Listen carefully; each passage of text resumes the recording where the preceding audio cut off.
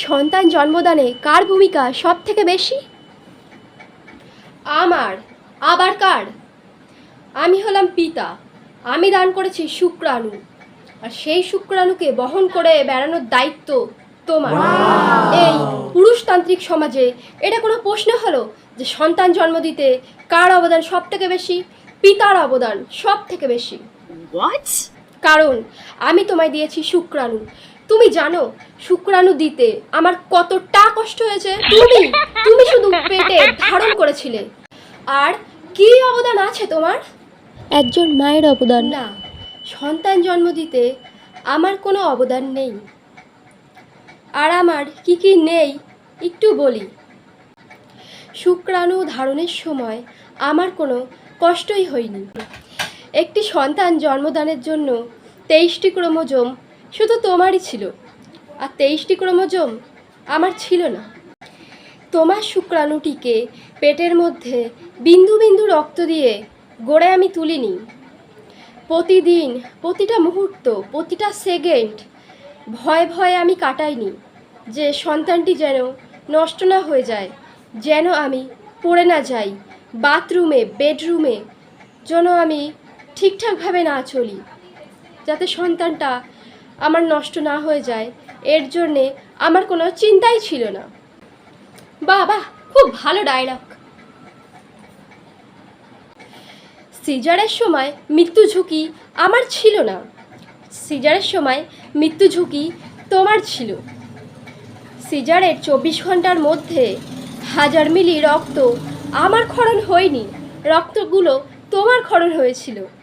ও আচ্ছা, অ্যানাস্থেশিয়ার ইঞ্জেকশনে শারীরিক কষ্ট আমার হয় না, ওটা তোমারই হয় প্রতিটা দিন। কোমরে অসম্ভব যন্ত্রণা, ঝাড় দিতে গেলে, বসতে গেলে, কাপড় কাচতে গেলে, ঘর মুছতে গেলে যন্ত্রণায় ছটফট আমার করতে হয় না, ওগুলো সব তোমার করতে হয়। তাই নাকি? সন্তান জন্মদানে আমার কোনো অবদানই নেই, সমস্ত আছে তোমার। ধুস, চুপ করো চুপ করো। ওই সব না গল্পের পাতায় হয়, রূপকথার গল্পের বইতে ওই সব লেখা থাকে। আমাদের এই পুরুষতান্ত্রিক সমাজে ওইসব কথার কোনো মানে রাখে না। হ্যাঁ, আগেরকার দিনে অবশ্য অন্য কথা ছিল, যখন সন্তানের পরিচয় শুধুমাত্র মায়ের পরিচয়ে হতো, পিতার পরিচয়ে নয়। কিন্তু আমরা যতই ভারত মাতা করি না কেন, সেটা শুধুমাত্র আমাদের মুখে, কাজে কিছুই নয়, অন্তরে আমরা ভারত পিতা বলে গণ্য করি।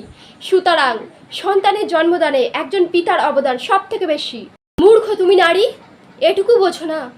পুরুষতান্ত্রিক সমাজে পুরুষদেরই সমস্ত কথা শুনে চলতে হয় নারীদের। নারীরা থাকবে পুরুষদের পায়ের তলায়। নারীদের কাজ শুধুমাত্র পুরুষদের সন্তানের মাতা হওয়া। সন্তানের অবদানে নারীদের কোনো প্রশ্ন থাকা উচিত নয়, এবং এই প্রশ্ন আর যেন কোনো দিন করতে না শুনি। আমি হলাম নিন্দুক। গ্যালাপ নিউজের 2020 সালের পরিসংখ্যান অনুযায়ী দেখা গিয়েছে 13% সিঙ্গেল মাদার আছে, এবং সর্বোচ্চ সাবসাহারান আফ্রিকা 32%, এবং সর্বনিম্ন হচ্ছে পূর্ব এশিয়া 3%, এবং দক্ষিণ এশিয়াতে আছে 8%। সুতরাং একটা কথা বলি, এই যে 13% যে সিঙ্গেল মাদার আছে, সিঙ্গেল মাদার কেন হয়েছে? তার মানে আমরা ধরে নিতে পারি যে 13% পুরুষই অমানুষ বলেই এই সিঙ্গেল মাদারের জন্ম হয়েছে। আর হ্যাঁ, কিছু মহিলারা দত্তক নিয়ে থাকেন, যারা ঠিক করে থাকেন যে তারা বিয়ে করবেন না, সে কথাটা আলাদা। এবং পরিসংখ্যায় দেখা গিয়েছে একটি সন্তানকে মানুষ করতে বাবা ও মায়ের মধ্যে কার অবদান সব থেকে বেশি?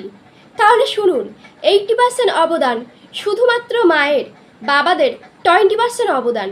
আমি বলছি না পৃথিবীর সমস্ত বাবাই খারাপ, পৃথিবীর সমস্ত বাবা খারাপ হতে পারে না, কিন্তু যে বাবা চরিত্রহীন সেই বাবা অবশ্যই খারাপ। যে বাবা খুনি মন মানসিকতা সম্পন্ন সেই বাবা অবশ্যই খারাপ। আর একজন ভালো বাবা হতে গেলে আগে একজন ভালো স্বামী হতে হয়, সে কথা নিশ্চয়ই বলার অপেক্ষা রাখে না। তাহলে তো একজন ধর্ষকও ভালো পিতা হতো, তাই না?